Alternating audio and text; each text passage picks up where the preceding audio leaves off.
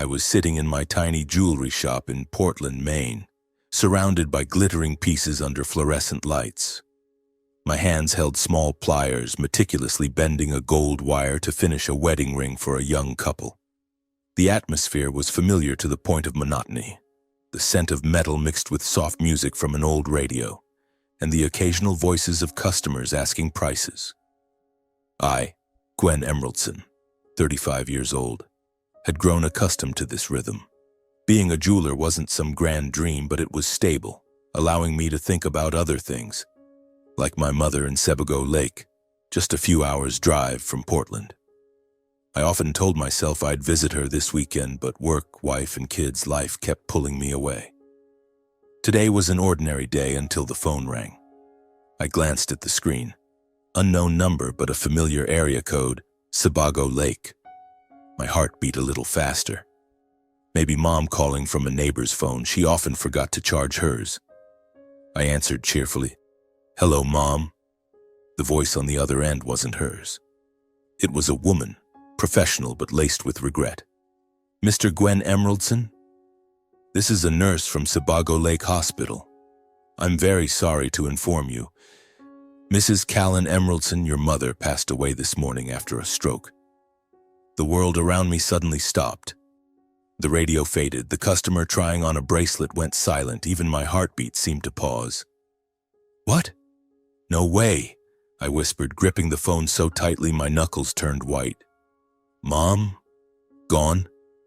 She'd called me just last week, voicily.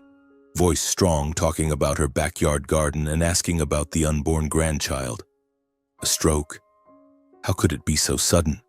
It felt like a punch to the chest. The air in the shop grew stifling heavy. How is she? Can I see her?" The nurse sighed. "You should come right away. We'll explain everything when you arrive." I dropped the pliers, stood like a robot.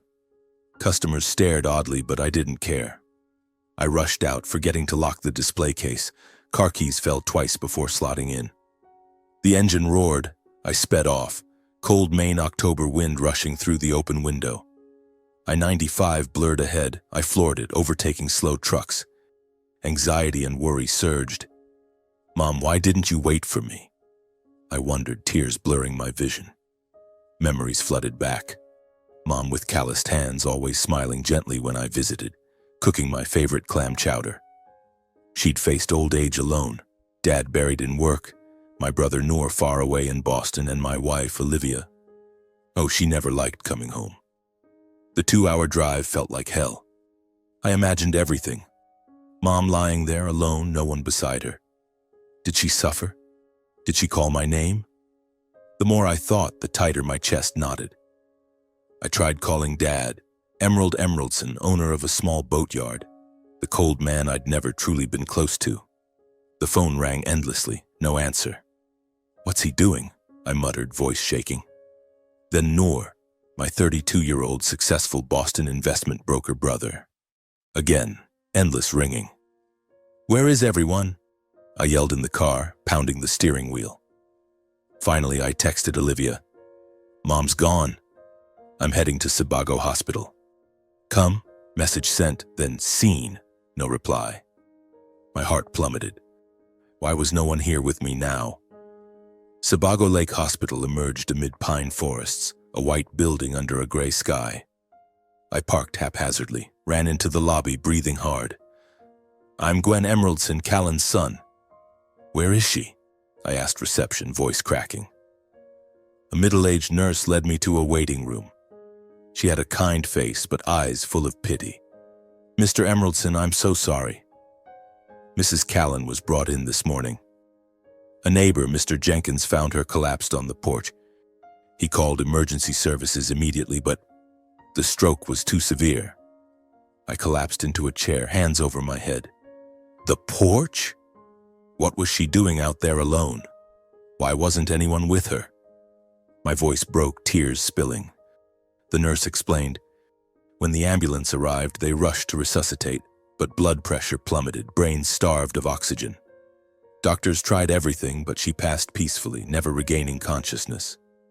She went quietly, not much pain. the nurse said, trying to comfort. The doctor entered, a tall man in glasses. Mr. Emeraldson, we did all we could. The stroke was from a ruptured vessel, likely due to age and chronic heart issues. She had no one with her at the end. I'm very sorry. His words cut like a knife. No one with her. My mother, who sacrificed her life for the family, died alone on a cold hospital bed. Guilt surged like a tidal wave. Why didn't I visit more? Last week she complained of fatigue. I just told her to rest, promised to come end of month. Now it was too late. I stood frozen, staring out the window at Sebago Lake glinting weakly in the afternoon sun. No dad, no brother, no wife. Just me. I tried Dad again. Still nothing. Nor too. Olivia seen but silent. The feeling of abandonment exploded in my chest like a bomb. No one else, just me, I told myself, voice choking. I had to be strong for Mom. I signed to receive the body, hands trembling on every line. Cold bureaucracy. Death certificate, cause confirmation, body transfer arrangements. The nurse asked, "Do you have any family to help?" I shook my head, holding back tears. "I'll handle it." They led me to the cold room where Mom lay. She looked strangely peaceful, silver hair loose, face free of worry lines. I knelt, trembling hand gently stroking her hair. "Mom, I'm sorry. I'm too late." A belated goodbye in absolute solitude. No cries, no embracing arms, just the hum of the air conditioning and heart-wrenching pain. I stood up, trying to regain my composure. The remaining hospital procedures were just cold stamps and signatures on paperwork. The nurse handed me a bag of Mom's personal items, a pair of earrings and a silver bracelet I'd given her for her birthday last year. Everything was small, simple, just like her life. I signed the final paper, thanked the doctor in a hoarse voice, then walked down the hallway. The hospital air was heavy, a mix of disinfectant and the creak of gurneys. I needed to get out, needed fresh air to breathe, to think about what to do next. My car was parked outside under Maine's gray afternoon sky, wind from Sebago Lake carrying the damp scent of rotting leaves. I started the engine, drove slowly to the old house in Sebago Lake, just 10 minutes from the hospital. The familiar road lined with towering pines felt endlessly long today, stretching out the pain. I turned on the radio, hoping music would chase away the silence, but it was just news about an approaching storm. Storm Nora is nearing the east coast. Heavy rain expected. The announcer's indifferent voice mirrored my life right now. I shut it off, letting the tires hum on the wet asphalt. The house appeared at the end of the red dirt road, a weathered 2-story wooden home, porch sagging with age. This was where I grew up, where Mom spent her life maintaining it. I parked, killed the engine, and walked heavily. The key trembled in my hand as I unlocked the door. The familiar smell rushed in, musty wood mixed with the herbal tea Mom loved.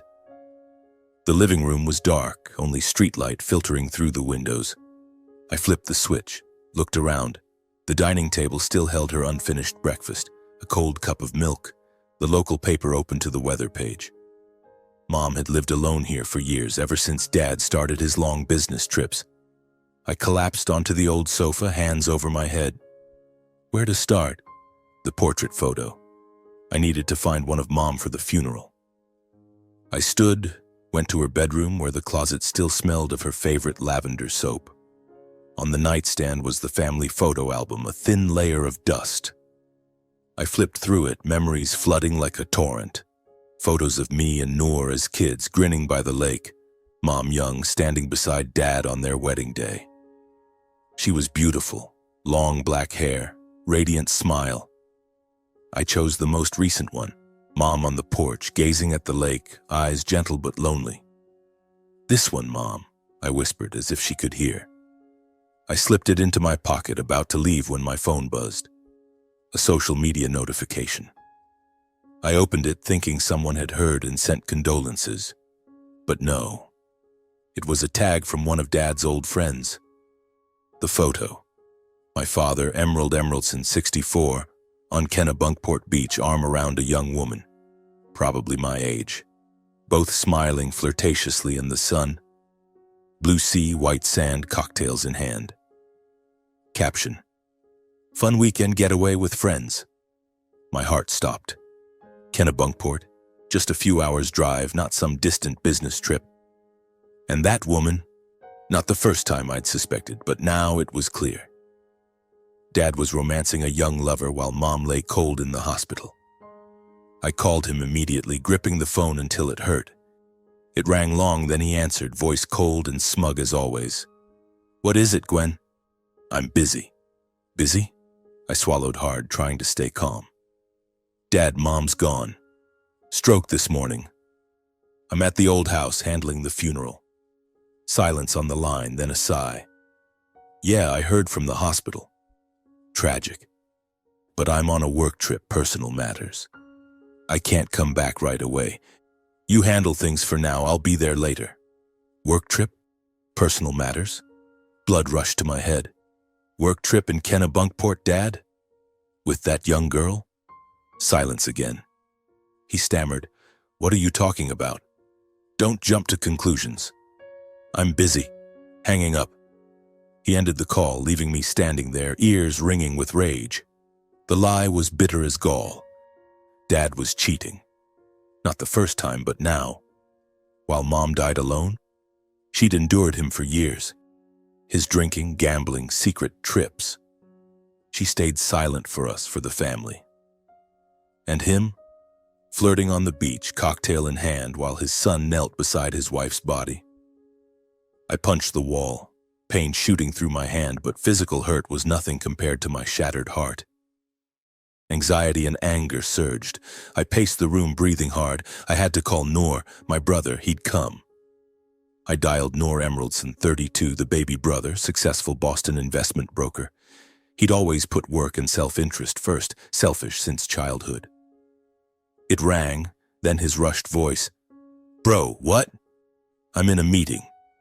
"Meeting?" I swallowed my anger. "Noor, Mom's dead. I'm at the old house. Come back. The funeral's tomorrow." He sighed, papers rustling audibly. "Damn, that's serious. I'm sorry, but I'm closing a big deal. Can't drop it. You handle it, I'll send flowers or something." "Flowers? Big deal?" "Noor, Mom died alone. You can't come?" I shouted, voice breaking. A pause, then, "Bro, I'm really busy. Don't make it hard. Gotta go." I sank to the floor, back against the wall, head spinning. Indifferent brother. Always like this, spoiled by Dad, thinking only he mattered. Mom sacrificed so much for him, sent money for college, and now even a call was rushed. The family drama laid bare. Cheating father, selfish brother. Who else? Olivia? My wife. I hesitated but dialed. Olivia Hart Emeraldson, 33, marketing director in Portland, from Money, always looking down on her husband's rural roots. We'd been married 5 years, but she never truly fit in. I called, heart pounding. She picked up on the third ring, voice icy. "Gwen, I'm in a meeting with the boss." "What? Meeting?" Again. I choked. "Olivia, my mom's gone. I'm in Sebago handling the funeral. Come help." Silence. Then a sigh. "I'm sorry, but I can't drop work for a funeral in the sticks. This project is huge." Funeral in the sticks? My mom reduced to that? I tried. "Olivia, it's my mother. You never visited, now she's gone. Can't you come? I need you." Her tone sharpened. "Gwen, you're always dragging me to that backwater. I can't stand it. If you insist, let's just divorce." "I'm tired." "Divorce?" My heart squeezed.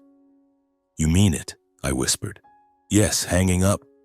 In one day I lost my mother and faced bitter truth. Cheating father with a young lover, indifferent brother with his big deal, wife turning away and threatening divorce. I sat on the cold floor, tears streaming. Anxiety and pain crashed like waves. Why did everything collapse at once? I thought family was a foundation, but now it was illusion. Dad flirting on the beach, Noor signing contracts in Boston, Olivia in her fancy office. And me? Alone with Mom's body and the coming funeral.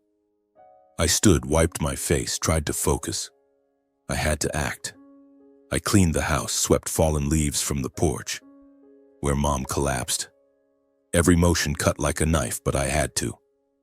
I called Lakeside Funeral Home, arranged details. Viewing time, fresh flowers, casket.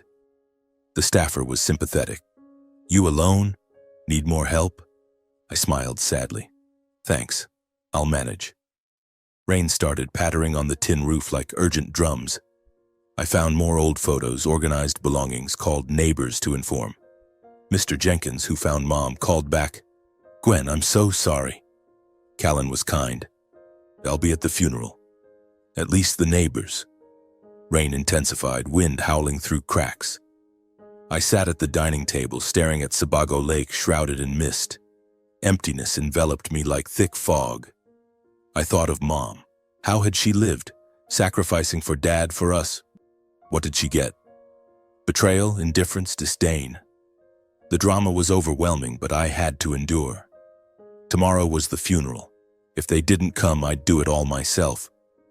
The phone buzzed again. Text from Olivia.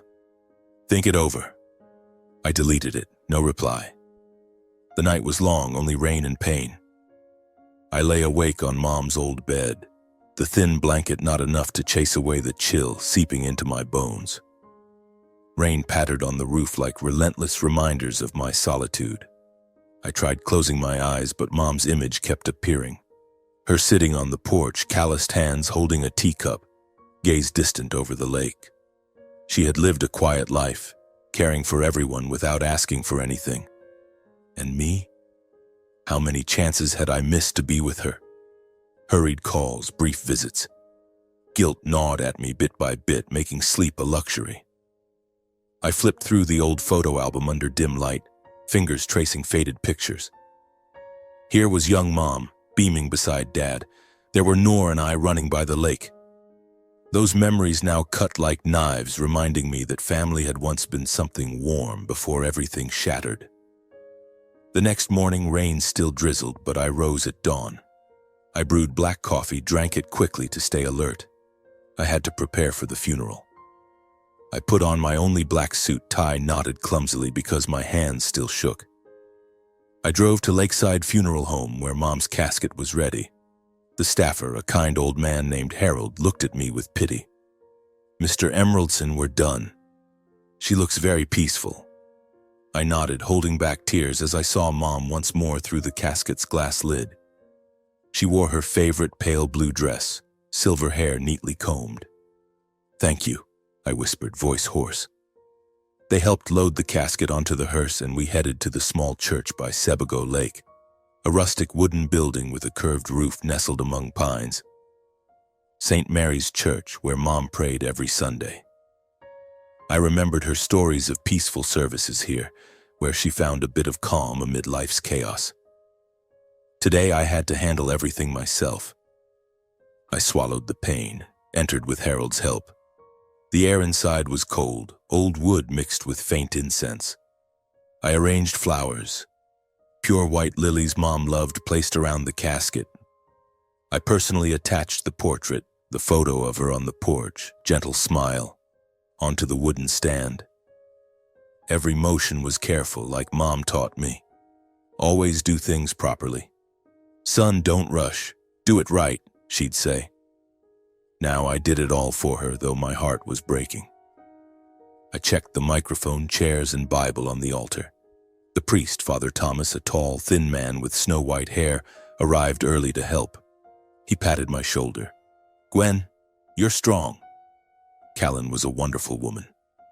"We'll make this a warm service for her." I nodded, but anxiety filled me. Would Dad come? Would Noor change his mind? Would Olivia reconsider? I kept glancing at the church door where rain still tapped the porch. The path to the church was empty, only a few neighbors' cars parked early. I told myself, maybe they'll be late. Maybe. Visitors trickled in, only a few of Mom's old friends and close neighbors. First was Mr. Jenkins, who found her collapsed on the porch.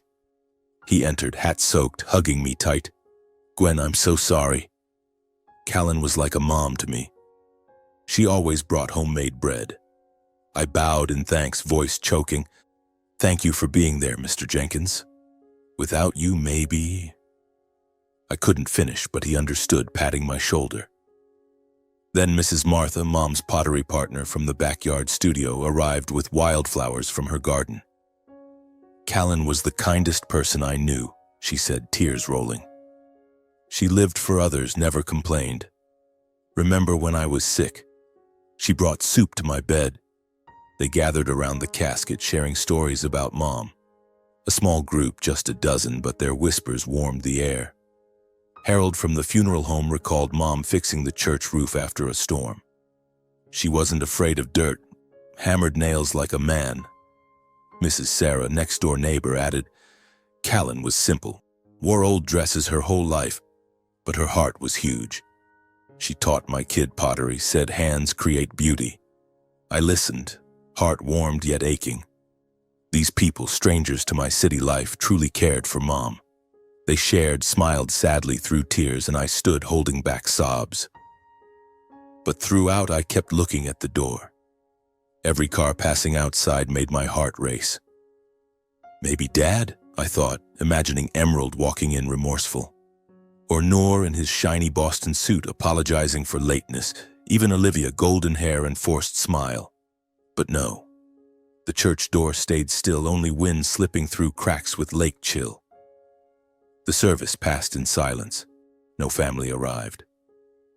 I tried staying calm, but disappointment surged like Sebago in a storm. How could they be so heartless? Father Thomas began the rite. His warm voice echoed in the small church. Today we bid farewell to Callan Emeraldson, a gentle soul who lived a life of love. He read prayers. Everyone bowed. I sat front row, hands clenched white. Each prayer reminded me of the family's absence. When he spoke of Mom's life, from devoted wife to sacrificing mother, tears streamed. Neighbors nodded, added memories. Mrs. Martha stood, voice trembling. Callan wasn't just a friend. She was family. She taught me life is about giving, not taking. I listened, grateful for them, but the family void deepened. After prayers, people lined up to console. One by one, they hugged me, whispered comfort. Mr. Jenkins, stay strong, Gwen. She was proud of you. Mrs. Sarah, you're a good son. Always visited. I bowed to each, voice choked but polite. Thank you for coming. Mom would be happy. Each hug was a bit of warmth, but also a reminder of blood relatives' absence. I glanced at the door one last time, hoping for a miracle, but only rain outside. The final rite ended with a familiar hymn, voices trembling in harmony. The casket was carried to the cemetery beside the church, a small plot under pine canopy. Rain had stopped, but ground was soggy. My shoes sank in mud. Father Thomas led. Everyone followed silently like shadows. They lowered the casket, sprinkled earth, prayed last. Callan, rest in God's arms, Father Thomas said. People quietly left, patting my shoulder before driving off. Mr. Jenkins last. Call if you need anything, Gwen. I nodded, watched them go, cars fading on the red dirt road. Only I remained before Mom's grave. Freshly dug, soil still loose, simple stone marker. Callan Emeraldson. Wind from the lake carried damp earth and rotting leaves. I knelt, hands stroking cold ground. Mom, I'm sorry. It's just me. Tears fell freely, mixing with lingering drizzle. I was grateful for the strangers who came. Neighbors, Mom's friends. They made the service less lonely. But I deeply felt the emptiness family left. Dad, Noor, Olivia, they chose absence, turned away from the woman who gave them everything. This abandonment drama was an unhealing wound, making me wonder, what is family if not being there in pain? I sat for hours, memories replaying like slow film. Mom sick, me caring, her weak smile. You're here, I'm better. Rare family dinners before Dad's personal matters. Nor as a kid, chasing me by the lake before selfishness. Olivia in early marriage, trying to understand my roots. Now all shattered past. Sunset over Sebago, lake turning sad orange. I stood, wiped tears, whispered, "I'll live well, Mom. For you." I left the cemetery, steps heavy, heart anxious for days ahead. The funeral ended, but the pain had just begun. I remember my childhood years when everything was simple and warm. Callan Emeraldson, my mother, was just over 40 then, a gentle, capable woman with calloused hands from endless work. She spent her days in the small pottery shed behind the house, a humble wooden hut with an old kiln and shelves full of clay. I often sat beside her watching her knead vases and cups, her eyes always soft despite the sweat beading on her forehead. "Look, Gwen," she'd say gently. "Clay is soft, but it needs fire to become strong. Life is the same." She smiled, a warm smile that erased all fatigue. Her creations, simple flower vases, decorative pieces, were sold at the local market, enough to cover expenses as Dad began to falter. Mom was the one who kept that home from crumbling. She was both mother and father, managing everything from meals to clothes, schooling for Noor and me. Emerald Emeraldson, my father, around 45 then, had once been a strong man, owner of a small boatyard by the lake. But gradually he fell into drinking, gambling, and meaningless pursuits. I remember evenings he came home late, reeking of alcohol, eyes bloodshot. He'd slump into a chair, muttering about lost card games. On winning days, the house was briefly calm.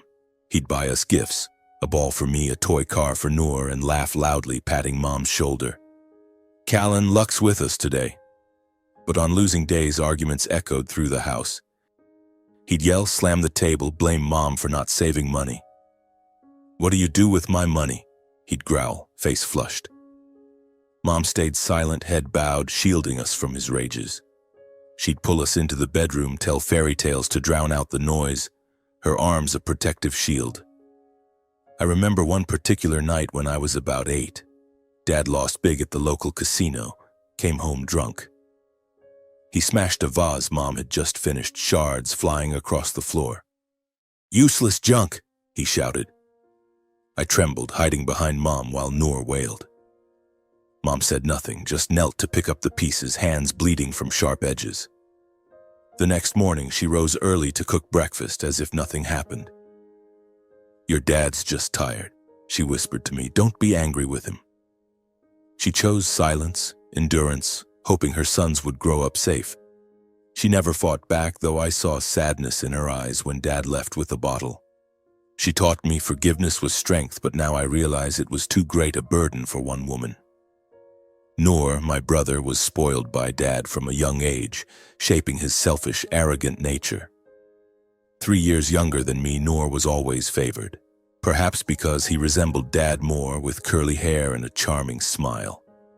Dad took Noor fishing by the lake, taught him to drive boats while I stayed home helping Mom with pottery. Noor learned to boast early. "Dad says I'll be a tycoon," he'd say, clutching a shiny new toy car Dad bought. He thought only of himself, dismissing Mom's sacrifices. I remember when Mom was seriously ill, bedridden with high fever. Noor just peeked in, asked, "Mom got money for candy?" Then ran off to play. As he grew, he mocked me for being too much like her, too kind, too hard-working without seeking gain. "Gwen, stay home throwing pots with Mom. I'll make big money in the city," he'd sneer, and Dad nodded approval. Mom never blamed Noor. She hugged him, stroked his hair, said, "Son, remember to love each other." She stayed silent before his selfishness, hoping we'd grow up well. But I saw her sadness, nights on the porch gazing at Sebago Lake, eyes misty with unshed tears. She sacrificed everything. Time, health, even her own dreams. She once wanted to study painting but gave it up for family. Now in this house, I realized she was the sole pillar keeping everything from collapse. In her final years, things worsened. Her husband, my father, rarely came home. He chased new relationships, young women in nearby towns, long business trips. He left his wife alone with heart disease and lonely old age. I remember Dad's last visit about 2 years ago. One night, arguing over money, then gone again. Mom sat quietly, cold tea in hand. No complaint. She weakened, Heart irregular but managed alone. I'm fine, she'd say on the phone, voice trembling. Noor, my brother, rarely contacted. In Boston, busy with investment brokering, he called only for money or to complain. Mom, work's stressful, I need a break, he'd say, never asking what she needed. His last visit 3 years ago was to grab old things, then rush off. Boston's waiting, he laughed, not noticing how thin Mom had become. I was angry at Noor, but Mom said, "He's young, Gwen. Don't blame him." Even Olivia, my wife, added to the isolation. From a wealthy Portland family, she always scorned her husband's rural roots. When I wanted to visit Mom, she'd frown, calling it wasting time driving hundreds of miles to sit with an old, sick woman. "Gwen, I have work. Why that backwater?" she'd say, voice full of disdain. Early in marriage, she tried. Visited once, brought expensive gifts, but gradually avoided it. "Your mom's old. She can manage," she said, unaware of Mom's loneliness. While everyone turned away, I was the only one who returned regularly. I drove from Portland with medicine, fixed the sagging porch after storms, tended the backyard garden, took Mom to Sebago Hospital. We sat on the windy porch, watching the lake sparkle. "Tell me about work," she'd ask, eyes lighting up. I spoke of the jewelry shop, pieces I made. She listened, nodding proudly. Each farewell at the door, she smiled weakly, said she was fine, but I knew behind it were long nights alone. She hugged me tight, whispered, "You're my joy." The more I recall, the clearer it becomes. Mom lived a life of endurance and sacrifice for the unworthy. Dad betrayed, Noor selfish, Olivia scornful. They took from her without giving back. She was the only soul keeping this family alive, like the kiln's steady flame warming everyone. Now with only memories, I feel it deeply. I stood, went to the porch, cold lake wind on my face, moon high, illuminating calm water. I whispered, "Mom, I won't forget." Pain lingered, but memories gave strength. Tomorrow I'd return to Portland, face a new life, one Mom taught me to be strong for. I wandered the house, touching Mom's things. A vase she made, faded wall painting. Each told a story. I remembered age 15, Dad drunk, hitting me for talking back. Mom rushed in, took the blows. "Don't touch him," she yelled, rare anger. Dad stopped but grew more distant. Mom cried quietly, bandaged me. "I'm sorry, son." She apologized, though it wasn't her fault. Memories piled up, exhausting yet clarifying. How did Mom live? Sacrificing without resentment. I'd learn from her but not be exploited. Late night I slept, dreaming of Mom's gentle smile. The next morning, Portland's sky was gray, sea wind carrying a salty tang. I rose early, packed a few personal items from the old house, Mom's silver bracelet, the family photo album, and a vase she made, then locked the door. The click echoed like a final goodbye to Sebago Lake. I drove back to Portland, the familiar I-95 now stretching endlessly, every mile recalling yesterday's lonely funeral. Neighbors were there, but family wasn't. Dad still in Kennebunkport with his lover Noor, busy with his big deal in Boston, and Olivia. She hadn't even called. I floored it, trying to push the thoughts away, but they clung like Maine fog. Our small apartment in Portland appeared after 2 hours. A modest building, 3rd floor, balcony overlooking a busy street. I parked in the underground garage, carried the bag up the elevator, heart pounding. Was Olivia home? As marketing director, she often returned late, but today was Saturday, maybe relaxing with her laptop and coffee. I opened the door, her familiar perfume wafted, sweet vanilla, but now it irritated me. "Olivia?" I called, voice hoarse from exhaustion. No answer. In the kitchen, she sat at the table, eyes glued to her computer, headphones on tight. She was in an online meeting, professional smile as she spoke to colleagues. I stood watching her act as if nothing had happened. My mother just died. The funeral ended in solitude, yet Olivia was busy with work, as if my world hadn't collapsed. She ended the call minutes later, removed her headphones, glanced at me indifferently. "You're back? I thought you'd stay in Sebago a few more days." No question about the funeral. No comforting hug. That indifference was the last straw. I couldn't hold back anymore. I'd suppressed pain for days at the hospital, funeral home, cemetery, but now, facing my wife, everything exploded. Olivia, my mom's gone. Funeral was yesterday. You don't ask anything? I said, voice trembling, gripping the bag strap. She shrugged, stood to brew fresh coffee as if discussing weather. I know, you texted. I'm sorry, but I was really busy. This project's important. Boss set a tight deadline. Busy? Deadline? My heart raced, blood rushing to my head. I set the bag down, stepped closer. Sorry? That's it? My mom died alone, no one with her. You never visited, never called, despite my pleas. And every time I mentioned her, you acted contemptuous, like she was a burden. Words poured like a breached dam full of pent-up resentment. I recalled proposing, weekend in Sebago to see Mom. She'd frown. What for? Stare at the lake? That attitude now cut like a knife.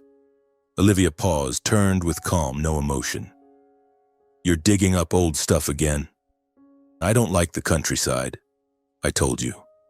Your mom was old, she managed. You're blaming me unfairly. I have my own life, my own work. Her casual words ignited years of bottled endurance. I'd tolerated her scorn for my family, her coldness when I was sad, late nights reeking of office party alcohol. No more. Casual? You call that casual? My mom died alone. She sacrificed her life and you never called her mom. You always despised my roots, saw Sebago as backward. Do you know how hurt she was when I said you wouldn't come? I shouted, voice breaking, finger pointing shakily. The argument erupted fiercely like the storm I'd long sensed. The small apartment grew stifling, shouts echoing off walls. I paced, trying to express the pain. You lack respect, Olivia. Your coldness and pretense toward my family. Forced smiles with Dad, avoiding Mom mentions. You think I didn't notice? I tried bridging our worlds, but you only care about work and rich friends. She fired back bitterly, face flushed. You're too weak, Gwen. Stuck in the past, clinging to that backwater. I'm tired of your whining about Mom, Sebago. Life moves forward, not backward for the old and weak. Weak? It felt like a slap. Weak? For loving my mom? For not turning away like you? You're the fake one. Smiling to faces, scorning behind backs. No one yielded. We faced each other, breathing hard, air thick. I looked into her eyes, searching for remaining affection. Early days walking Portland hand in hand, dreaming of the future. But now only distance, like strangers. I realized nothing, love or understanding, could save us. The marriage had cracked long ago from small fights over money, work, family. Mom's death was the final drop. You don't understand and you don't want to, I whispered, weary. She shook her head. You're the one who doesn't. I can't live like this.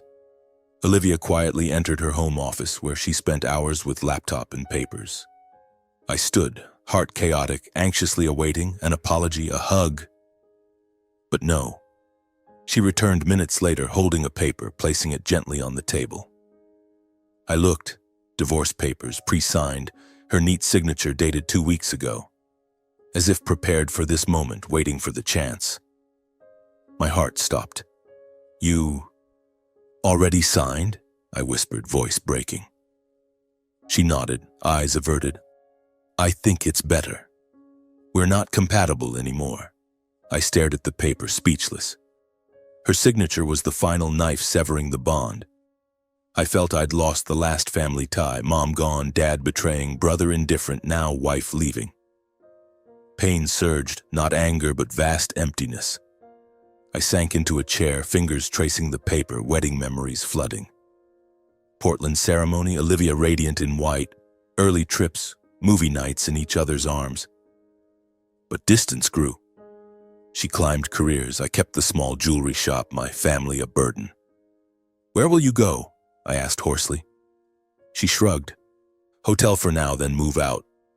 She turned, grabbed her bag, left without looking back.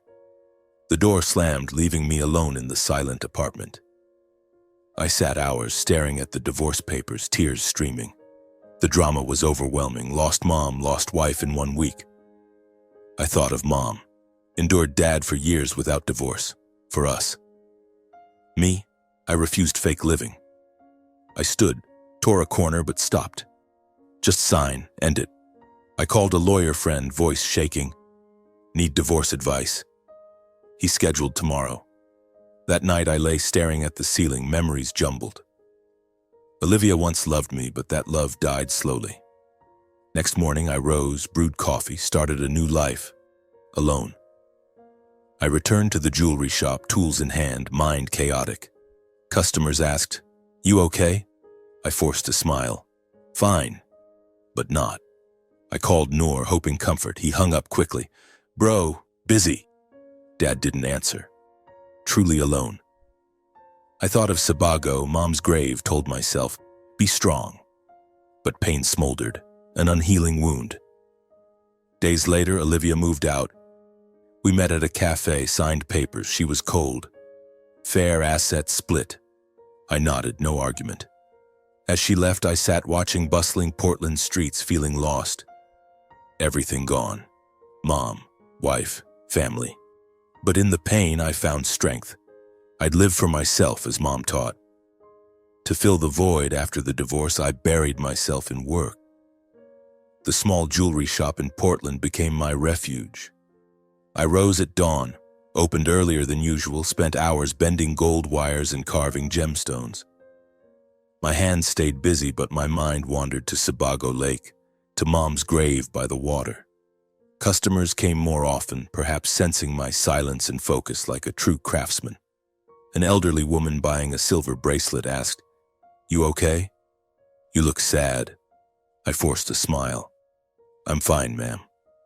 Just life." She patted my shoulder, and that moment reminded me of mom. She always comforted others that way. Work helped me forget, but each evening in the empty apartment, loneliness crashed in. I ate dinner alone, watched TV mindlessly, slept fitfully with dreams of the past. One morning, about 2 weeks after the funeral, I received a letter from attorney Samuel Green's office in Sebago Lake. It arrived by mail, crisp white envelope, neat handwriting. "Dear Mr. Gwen Emeraldson, please come to the office for the reading of Mrs. Callan Emeraldson's will." My heart raced. A will? Did mom have one? She was so simple, saving every penny, selling pottery at the local market. I thought she had nothing but the old house and backyard shed. I held the letter, hands trembling, excited like a child awaiting a gift. "What did you leave me, Mom?" I whispered, gazing out the window at bustling Portland streets. I called to confirm Mr. Green's warm voice. "Mr. Emeraldson, let's meet this afternoon. There are important things to hand over." Important. Curiosity mixed with anxiety. Any surprises? I drove to Sebago Lake that afternoon, the familiar road now heavy with memories. Lake wind blew into the car, pine and water scents making me miss Mom deeply. Samuel Green's office was in the town center, a small wooden building with a modest sign. He greeted me at the door, a man around 60, thick glasses, kind smile. "Mr. Gwen, come in." "I'm so sorry about Callan. She was a wonderful client." We sat in his tidy office, a thick file on the desk.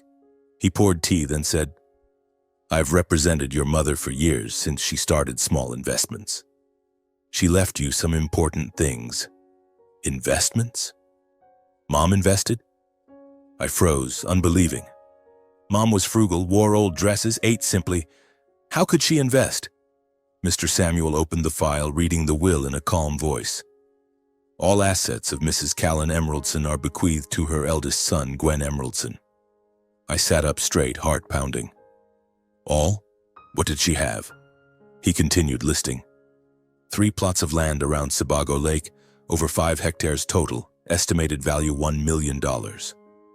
A well-maintained lakeside restaurant operating profitably, worth about $800,000. Plus a long-term investment account at the local bank. Stocks, bonds, savings fund total over $3.5 million. I was stunned, mouth agape, disbelieving. My simple mother, saving pennies lifelong, had quietly built such a fortune. How? From pottery sales? Or savings Dad never knew? I remembered her at the kitchen table jotting in ledgers. I thought just daily expenses. How? How is this possible? I whispered, voice faltering. Mr. Green smiled. Callan was smart. She invested since the 80s, bought cheap land, opened the restaurant with friends, saved wisely. She wanted it for the deserving one. I sat reeling. Excitement, shock, gratitude swirled. Mom did it all silently while Dad drank and gambled. Noor was selfish, Olivia scorned. She sacrificed, but not in vain. She built my future. Mr. Samuel handed me a sealed handwritten envelope, dated weeks before her death. She asked me to give this after the will, he said. I opened it, hands shaking, Mom's neat script on white paper. My dear son Gwen, thank you for always being with me when others turned away. Your dad has his own matters, Noor chases work. Your wife dislikes the countryside. But you came, brought medicine, fixed the porch, sat with me by the lake. I leave everything to you, not because you're the eldest, but because you're the only one who didn't forget me. Tears rolled, blurring the words. She continued, I ask you to keep the pottery shed. Open it for the town's poor to learn and work, so the flame I kept doesn't die. Live well, son. I love you. Her words cut like a knife but gave strength. I understood. The gift wasn't just money, but a mission. Live as she believed in me. Keep the shed, help the poor. That's how she wanted me to continue. I wiped tears, thanked Mr. Green. Thank you. I'll follow her words. He patted my shoulder. Callan would be proud. I left the office, drove to Portland at dusk, mind full of thoughts. The first days after receiving the will felt deceptively calm. I rose early, brewed black coffee in the empty apartment, where Olivia once lived, now only wind whistling through the window. I walked to the shop, breathing Portland's crisp air, the scent of toasted bread from the corner cafe. Work kept me focused. A young couple ordered wedding rings. I meticulously engraved their requested patterns. Beautiful, Mr. Gwen, the girl said, eyes sparkling. I smiled. Thank you. Hope it brings happiness. But inside I thought of my own broken marriage, of Olivia somewhere with her new life. I avoided thinking about Dad and Noor, avoided checking my phone often. Evenings I read small business books, planned the pottery shed, hire local workers, buy materials, open free classes. I imagined Sebago's unemployed youth learning to knead clay like Mom did. That was how I'd continue her legacy, keep the flame alive. The peace lasted about a week until one chilly autumn afternoon when everything changed. I was in the shop cleaning the display case when the bell rang. I looked up. My heart stopped. Emerald Emeraldson, my father, and Noor Emeraldson, my brother, stood there together, a rare sight in years. Dad wore an old coat, silver hair disheveled, looking older than 64. Noor, 32, in a shiny Boston suit, but his smile forced, unable to hide awkwardness. They acted unusually close, Dad patting Noor's shoulder like bonded father and son. Gwen, my boy, Dad said, voice falsely warm. Noor cut in. Bro, we just want to visit and talk family. Visit? Family? I froze, anxiety surging. They knew about the will. News spreads fast in a small town like Sebago. I stood, said nothing, just nodded them in. We sat around the small shop table, air thick as before a storm. Dad started with fake sympathy, voice trembling like bad acting. Gwen, I'm so sorry. We all regret not being with Callan in time. She left too suddenly. I was busy, but now I see I was wrong. He paused, Noor nodding along. Noor forced a grin. Exactly, bro. Family should manage Mom's assets together. Brothers lean on each other, don't let money divide us. Money? There it was, the real reason. Not regret, but the will. My heart pounded, anger rising, but I held it. I sat silent, stared, then slowly recounted, calm but sharp, Mom's final lonely years. Mom lived alone in the old house, severe heart issues, but never complained. When she died, Dad was vacationing with his lover in Kennebunkport, cocktail in hand. Brother cited a big deal in Boston, skipped the funeral. My wife threatened divorce over not wanting to visit the sticks. Mom died alone, no one beside her. I detailed it, each word a knife, funeral solitude flooding back. Emerald bowed his head, fists clenched, avoiding my eyes. Noor dodged my gaze, face flushed, feet shuffling under the table. Tension hung like a taut wire about to snap. I said curtly, Mom forgave everyone in her letter, but I can't forget. The words hit like a hammer, they fell silent. I stood, opened the door, politely showed them out. Dad, brother, go. I'm busy.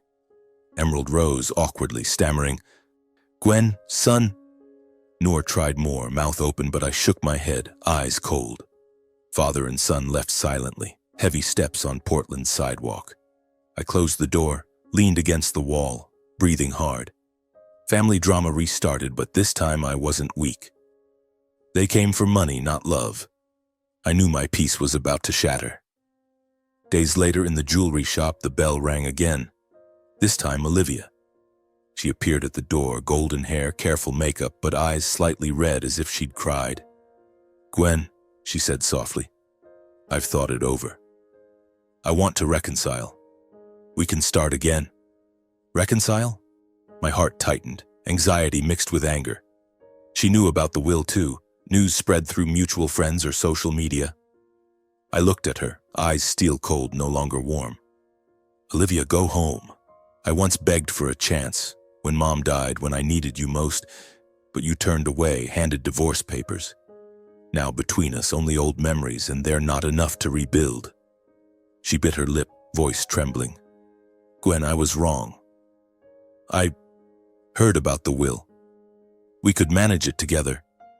There it was, money. I shook my head. Not about money. You never truly loved me or my family. Olivia left, face embarrassed, steps hurried on the street. I watched, no anger, just vast emptiness. She was once my wife, now just the past. In the following days, calls, texts, handwritten letters poured from all three. Dad called mornings. Gwen, I want to meet, talk family. Noor texted, Bro, don't be mad. We're brothers. Share. Olivia sent a neat lettered note. I miss you. Give us a chance. I stayed silent, no replies, no pickups. Each buzz was a punch to the heart, but I stood firm. I knew my peace was threatened. Greed never stops, and those who abandoned me wouldn't stay away long. They'd return with new tactics for their share. I sat in the shop, watching bustling Portland streets, telling myself, be strong. For Mom. The drama wasn't over, but I was ready to face it. I began protecting the assets. Met Mr. Green to reinforce the will, hired my own lawyer. Evenings, I reread Mom's letter. Her words gave strength. Memories of her on the porch, storytelling helped me endure. Dad called again, pleading, Gwen, I need money for the boatyard. I hung up. Noor texted, You're stingy. I deleted. Olivia came to the shop once more. I closed early. Emptiness turned to resolve. I'd live simply, fulfill Mom's mission despite the greed storm coming. Calls persisted, letters piled. One from Dad. Son, I regret. Let's meet. From Noor. Blood brothers, split evenly. From Olivia. I still love you. I burned them, watched flames, thought of Mom's kiln fire she kept alive. Greed was clear, but I didn't waver. My peace was threatened, but I'd protect it. After numerous rejections of their meeting requests, Emerald and Noor stopped pretending to be affectionate. They began spreading vicious rumors throughout Sebago Lake, and even into Portland, malicious gossip aimed at smearing me. I heard whispers from an old friend in Sebago. Gwen, you heard? Your dad and Noor are telling everyone you're monopolizing Mom's assets, tricking the lawyer to seize the lakeside land and despising your own flesh and blood. My heart tightened hearing those words. Monopolizing? Me, the only one by Mom's side until the end, now slandered as greedy. I sat in the jewelry shop, holding small pliers, unable to focus. Memories of Mom flooded back. Her at the kiln, kneading clay, eyes gentle. She left everything to me out of trust, not because I fought for it. But Dad and Noor, who once turned away, now returned with claws. The rumors spread like wildfire, especially on local forums, Sebago Lake Facebook groups, town Reddit threads, even Portland ones. I opened my phone, scrolled an anonymous post. Gwen Emeraldson, Callan's son, monopolizes the will, fools the lawyer to steal Sebago lakeside land, despises elderly father and blood brother. Who trusts someone like that? Accompanied by venomous comments, bottomless greed. I bought a ring from his shop, now it creeps me out. Family ruined by money. I slumped into a chair, head spinning. Anxiety and anger surged. How could they be so filthy? My father, the 64-year-old former pillar, stooping to lies. Noor, 32, in his shiny suit, using broker's tongue to slander his brother. Many customers grew suspicious. Shop revenue dropped noticeably. A regular asked oddly, "Gwen, I heard you monopolized your mom's assets?" I shook my head, calm. "Not true, ma'am. Just a misunderstanding. But she left without buying, and such cases increased. The once busy shop grew quiet, doorbells rare. I sat alone, staring at bustling Portland streets, feeling isolated in the crowd. It didn't stop there. Emerald and Noor escalated the dirty game. They hired their own lawyer, a Boston specialist in estate disputes, and filed a lawsuit in Cumberland County Court. Reason: will coerced and invalid, demanding asset freeze. I received the summons by mail, hands trembling, holding the paper. Freeze. The 3 lakeside plots, the thriving restaurant, the investment account, all at risk of being locked. I sat at the empty apartment's dining table, rereading the complaint. Dad and Noor accused me of forcing Mom to sign while frail, deceiving the lawyer, and usurping family's rightful inheritance. Cold legal language, but raw greed behind it. My heart pounded, anxiety like before a massive storm. How could they? Mom wrote a handwritten letter, clear instructions, but they'd twist truth for their share. I thought of Mom. She endured silently, but now her wishes trampled. Olivia, my ex-wife, joined the dirty play. She posted cryptic messages on Instagram and Facebook.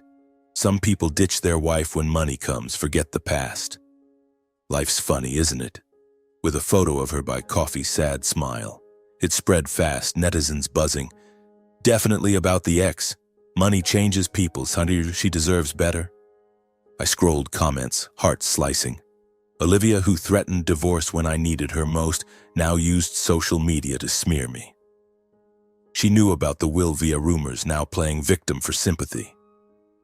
I sat in the shop, phone buzzing with tags, anxiety, anger, exhaustion. Why do people believe gossip so easily? I remembered early marriage, Olivia saying, "You're my everything." Now, just greed and resentment. I stayed silent. No defensive posts, no argumentative calls. Instead, I sought attorney Samuel Green in Sebago Lake, Mom's longtime representative. I drove there one rainy afternoon, heart heavy with worry.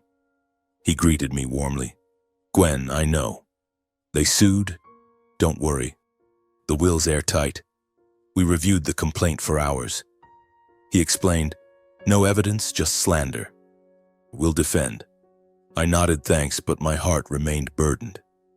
This lawsuit wasn't just money. It was emotional wound. Blood relatives dragging each other to court over the deceased's legacy. I returned to Portland, lay awake, Mom's memories flooding. Her on the porch saying, "Son, live honestly, that's enough." I'd do that despite the dirty game dragging on. The trial unfolded at Cumberland County Courthouse, a grim gray stone building in Portland. I sat on the defendant's bench, hands clenched, anxious, like facing a crowd for the first time.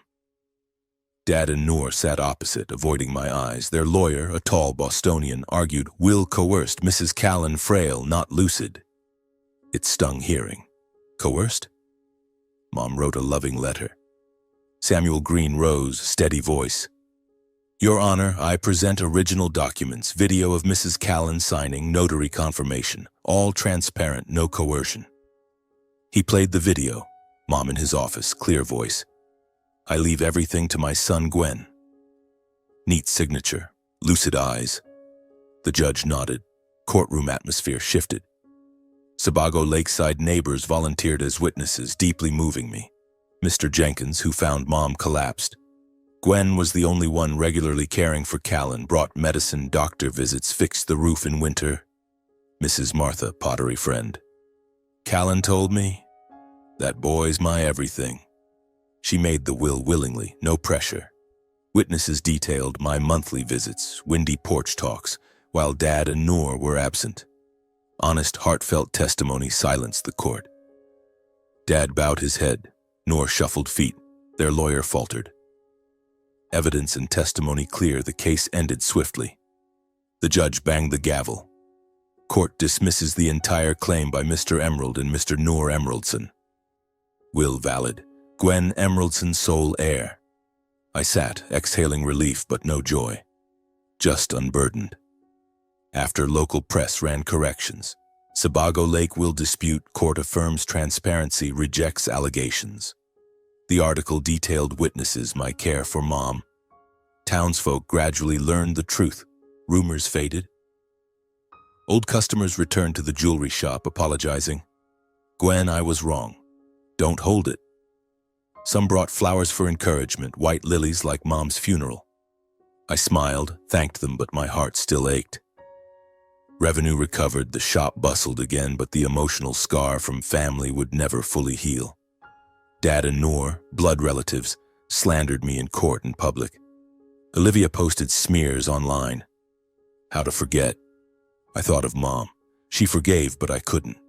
From then I decided to escape the noise, start anew, using Mom's inheritance to restore the pottery shed and fulfill her final wish. I sold the Portland jewelry shop, packed simple belongings, and drove permanently to Sebago Lake. The old lakeside house was now mine. I'd expand the shed, buy new kilns, quality materials, open free vocational classes for the poor. I envisioned Sebago's unemployed youth arriving, kneading clay, finding hope as Mom taught me. The flame won't die, I whispered, gazing at Sebago sparkling in the sun. Family drama ended, but a new journey began. Living honestly, helping others as Mom wanted. I visited Mom's grave often, telling her about the trial. Mom, I won, but I'm tired.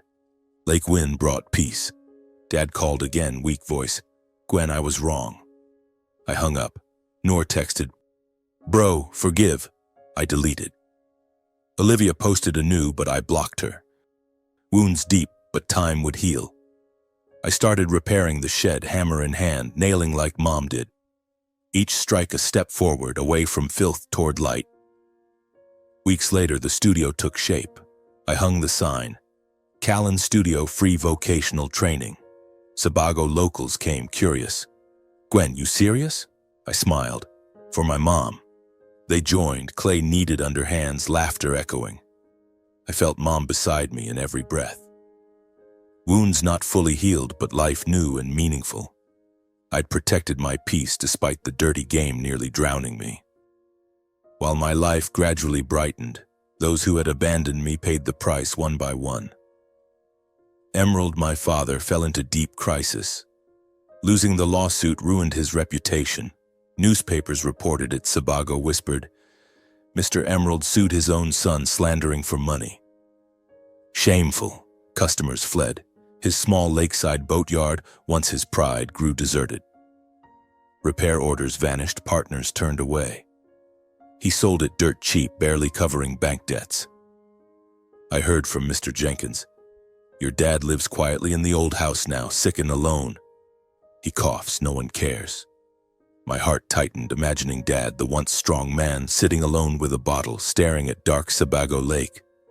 He called a few times, voice frail. Gwen, I was wrong. Let me see you. But I stayed silent, not angry, just sad. He chose that path. Now he bore the consequences. His drama was tragic, from proud boatyard owner to lonely, ailing old man. Noor, my brother, fared no better. He drowned in Boston debts, failed investments, borrowing from friends to maintain his lavish life. The lost lawsuit and spreading rumors turned friends away. Noor Emeraldson, the guy who sued his brother for money, untrustworthy. Business partners fled, banks foreclosed. Noor sold his luxury Boston condo, left the city with old suitcases. I heard he scraped by in a nearby small town, odd jobs to pay debts. Once, Noor called, voice shaking. "Bro, I need help." Just alone, I shook my head over the phone. "Noor, handle it yourself. I've helped enough." Noor's drama was dramatic. From arrogant broker boasting cars and parties to a wandering debtor in isolation, I felt no schadenfreude, just regret for the little brother who once chased me by Sebago Lake. Olivia was no exception. After smearing me online, she faced fierce backlash. Her cryptic posts spread, but people turned against her. She threatened divorce when her husband lost his mom, now slanders for money. "Fake." Comments flooded. "Olivia Hart, you're the greedy one. Company should fire her." Her marketing firm dismissed her for damaging reputation. Clients boycotted, boss called her in. "Olivia, your posts hurt the company." She lost her job, friends, lived isolated in Portland. I saw her last post. Life teaches lessons. Then her account went silent. Olivia's drama was a vicious cycle, from successful director scorning rural roots to unemployed and alone. I thought of early marriage days, her radiant smile, but now only pity, no hatred. While those who abandoned me paid the price, I chose silence and compassion. I held no grudge, posted no rebuttals, made no accusatory calls. I saw it as natural karma, reap what you sow, as Mom taught. Dad's drinking led to sick isolation, Noor's selfishness to crushing debt, Olivia's scorn to total loss. I sat on the porch, gazing at peaceful Sebago Lake, whispering, "Mom, I'm not angry at them. Just sad." Compassion isn't instant forgiveness, but release to move on. I focused on the studio, teaching classes, helping the community, finding joy in students' smiles. Each morning, I opened the studio, breathed lake damp air, felt Mom's presence. In every breath, every good deed continuing her legacy. She seemed by the kiln, stroking clay, whispering, "Well done, son." The story spread. The pottery studio became a symbol. Local TV filmed Gwen Emeraldson, from will dispute to community bond. Students grew, from 10 to 30, then 50. We made pottery sold at markets, revenue reinvested in classes. One evening, Tommy, first student, gave me a vase he made. "Mr. Gwen, thank you. I have a job now." I hugged him, tears rolling. Past drama faded, replaced by new light. I repaired the elementary school, funded scholarships. A poor girl got books, beaming. "Thank you, Uncle Gwen." The nursing home received new beds. Elders hugged me. "You're just like Callan." Each act honored Mom. But wounds remained. Nights I lay awake, recalling the lawsuit, slanders.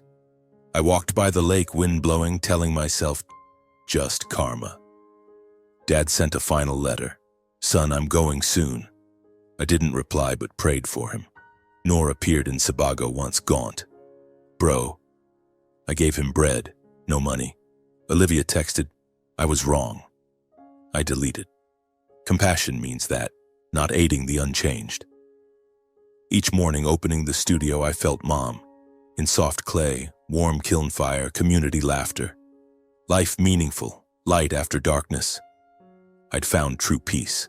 Now for the message, lessons, and advice from this story. The core message. Genuine love and filial piety will always be rewarded, even if belatedly, while greed leads only to isolation. Lessons learned. Cherish family while you can. Don't let money cloud bonds. Patience and compassion aren't weakness, but strength to overcome adversity. Advice for you. If distant from loved ones, call, visit, don't wait until it's too late. In facing greed, choose silence and good deeds, for karma handles the rest. Handles the rest. Handles the rest. Handles the rest. Handles the rest.